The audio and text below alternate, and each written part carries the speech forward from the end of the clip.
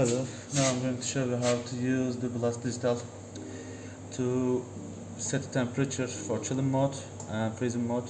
You can select with the thermometer button. If you see blinking 3, it is chilling mode. If you see blinking -18, it is freezing mode. We are going to set the temperature. You just need to press set, and if you press set again, the cabinet starts, and indicator at the end of the digits will constantly lighten. When this procedure continues with the needle probe until it reaches -18, the cabinet continues to blasting.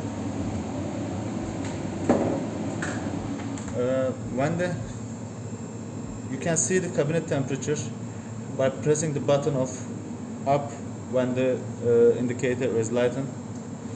So as you can see, the cabinet interior temperature is 19 and needle probe is 20 degrees Celsius right now.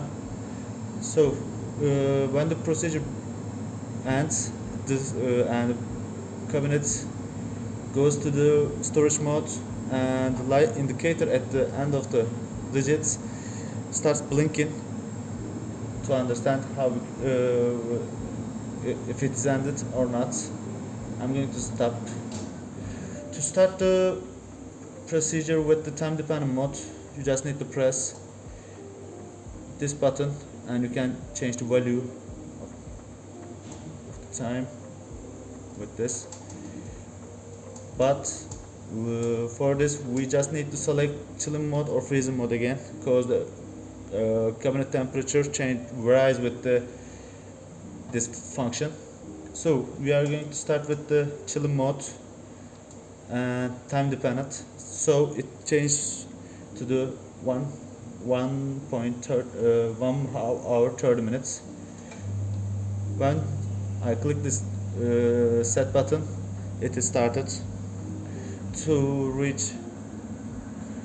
It is going to it doesn't care about the needle probe. It just cares about the cabinet temperature, and it is 19 degrees Celsius right now. I'm going to stop it again. So change the value of the time. You can see -18 is selected and the time is changed to 4 hours 30 minutes, and it started with the start button again. So for manual defrosting, you just press when the cabinet stops, you need to press this button for 3 seconds, and the cabinet starts defrosting. You can stop it with pressing button set.